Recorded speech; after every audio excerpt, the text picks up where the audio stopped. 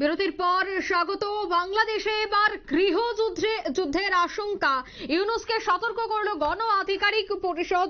বিপ্লবের সুফল সাধারণ মানুষ পাচ্ছেন না বলে অভিযোগ কিন্তু এবার করলো গণ অধিকার পরিষদ। হাসিনার বিরোধিতাও এবার ইউনূসের ভূমিকায় সোচ্চার। বিস্তারিত জানবো, টেলিফোন লাইনে যুক্ত হয়ে গেছে প্রতিনিধি শতাব্দী দেবনাথ। শতাব্দী, একসময় হাসিনার যারা বিরোধী ছিল তারা এবার ইউনূসের ভূমিকায় সোচ্চার হচ্ছে, ঠিক কি জানতে পারছো? অঙ্কিতা, দেখো, এই যে ইউনূস এবারে সমস্ত দিক থেকে বা বলতে পারো সর্বক্ষেত্রে যাতাকলে পড়ছে, তাতে করে তার এখন প্রত্যেকটা স্টেপ সে কিভাবে ফেলবে সেটা তার যে ভেবে ভেবে ফেলতে হচ্ছে সেটা আক্ষরিক অর্থে সে বুঝতে পারছে।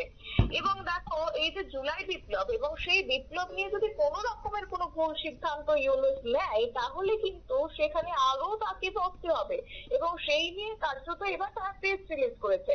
এবং জুলাই বিপ্লবের যে সোচ্চার হয়েছে, যে ছাত্র একটা আন্দোলন আমরা দেখেছিলাম এবং সেই বিগত সময়ে সেই জায়গাটা থেকে এবার সমস্ত ক্ষেত্রে দায়ী এড়িয়ে গেছে ইউনূস। এবং তারা বলছে যে এই জুলাই বিপ্লবের সঙ্গে আমাদের কোনো সম্পর্ক নেই বা সরকারের কোনো সম্পর্ক নেই।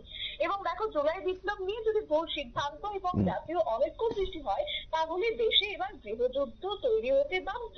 আর সেটা কার্যত সকলকে এ নিয়ে সতর্ক করেছেন বাংলাদেশের গণ অধিকার পরিষদের সাধারণ সম্পাদক মোহাম্মদ রাশেদ খান। এবং তারা একটি ফেসবুক পোস্ট করেছেন এবং রাশেদ খান তিনি তুলে ধরেছেন উদ্বেগের কথা। যে তারা বলছেন, কোরআনকোট যদি বলতে হয় তার বক্তব্য তিনি যেটা পোস্ট করেছেন, তিনি বলছেন যে আপনি বিজয়ের পরে এসে যদি মনে করেন যে আমাদের তো ভুল হয়ে গেছে, বিজয়ের পূর্বে তো স্বাধীনতার ঘোষণা দেওয়ার দরকার ছিল, তাহলে কি সেটি আদৌ সম্ভব? এবং এই মুহূর্তে যে কোনো হঠকারী সিদ্ধান্ত জাতীয় অনৈক্য সৃষ্টি করতে পারে।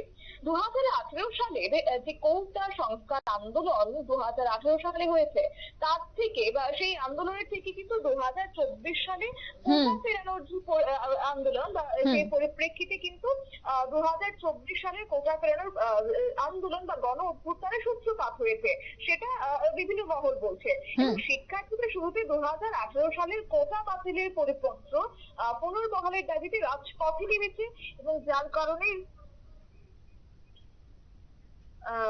একেবারে অঙ্কিতা, তোমাকে আরো একটি বিষয় জানিয়ে রাখছি যে এই যে তোমার গোটা বিষয়টি কেন্দ্র করে কিন্তু রীতিমতো যাতাকলে পড়ছে এবার ইউনূস। এবং সেই জায়গা থেকে সে এবার তার দায় এড়িয়ে সমস্ত ক্ষেত্রে সে বলছে যে এই বিপ্লবের সঙ্গে আমাদের কোনো সিদ্ধান্ত, আমাদের কোনো যোগসাজশ নেই।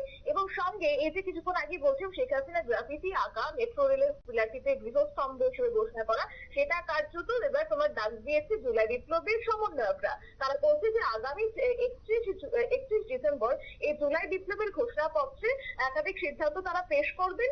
এবং সেখানে বৈষম্য বিরোধী ছাত্র আন্দোলন এবং জাতীয় নাগরিক কমিটির পক্ষ থেকে তারা একাধিক দাবি দেওয়া তুলে ধরে তারা সেই ঘোষণাপত্র তারা দিবেন। শহীদ মিনারে সেই একটি অনুষ্ঠান অনুষ্ঠিত হবে। এবং এই নিয়ে কার্যত আগামী দিনে যেন ইউনূসকে কোন রকম ভাবে চাপে পড়তে না হয়, তাই কোথাও গিয়ে একটু সাইড কেটে এবার সে এই তোমার প্রেস রিলিজ করেছে এবং তারপরে সে তার সমস্ত দায় এড়িয়ে গেছে। অঙ্কিতা, ধন্যবাদ শতাব্দী। অর্থাৎ বিপ্লবের সুফল সাধারণ মানুষ পাচ্ছে না বলে অভিযোগ গণ অধিকার পরিষদের।